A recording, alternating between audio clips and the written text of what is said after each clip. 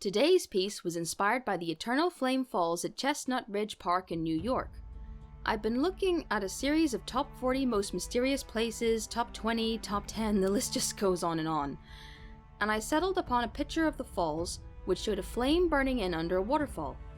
It got me thinking of a thieves' den, a secret hideaway. But then I got to thinking what other kinds of creatures could live there. And I reckoned some type of amphibious creature, maybe with a bit of lizard mixed in.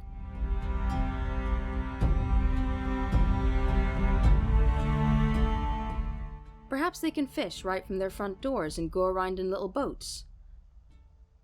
So I looked for a picture of the falls on Pixabay, which is my favourite site for royalty-free pictures at the moment, but I couldn't find any, so I decided to photobash together some of my own. I found a picture of some falls with 3 rocks arranged together like an entrance, and a picture of a stone tunnel which I photoshopped in there to make this.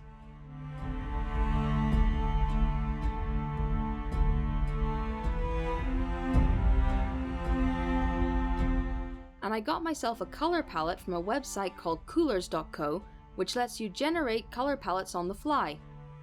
So I started by sketching in some of the basic rock formations, mostly in around the entrance, but after a while I felt this would make the result too rigid, and I wanted the waterfalls to have more of a flow and spontaneity, so I decided to block in the rest as I went along. I also used the colour lookup tool to change the day scene to night, as I wanted to make use of some creature-made light sources later on. So then I started painting in the rocks. It was a long and rather time-consuming process, but I find it satisfying in its own way to see each rock begin to take shape with lighting and shading.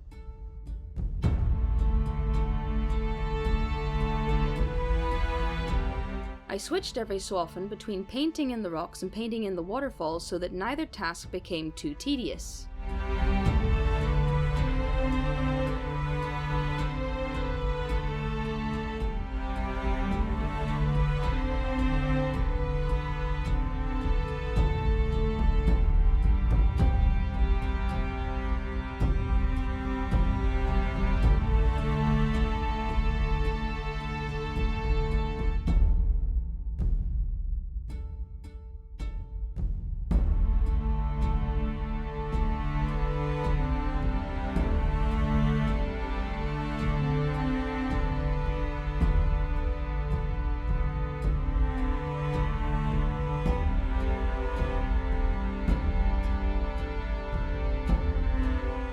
And at last I was done with the rocks. Then it was time for the foliage. I used mostly a base green brush and then brought in the highlights using the screen blending mode. I then used a darker green on the underleaves to add in more depth.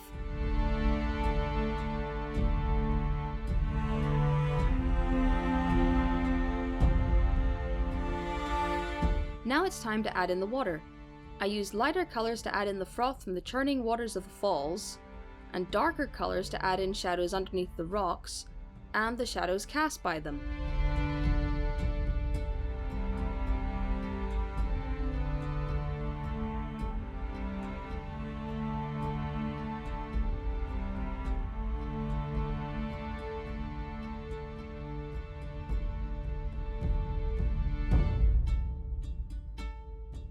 I added in a boat for some visual storytelling and just to make the composition look more interesting.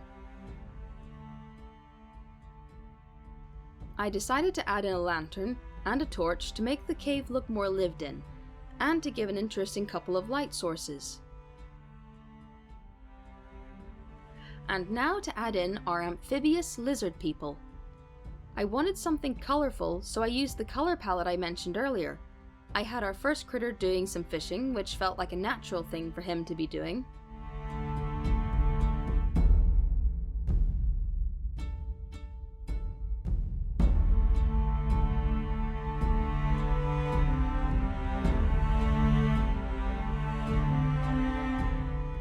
And then I added in a second critter on the boat, just arriving from a trip out.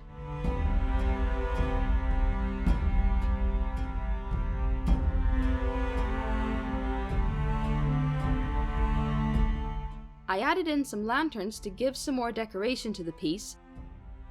I put in a multiply layer using a dark blue color fill with a lowered opacity to create an overall nighttimey feel. I was then able to use the eraser tool to pick out some light sources. And with that, we're done. Let's look at the final piece.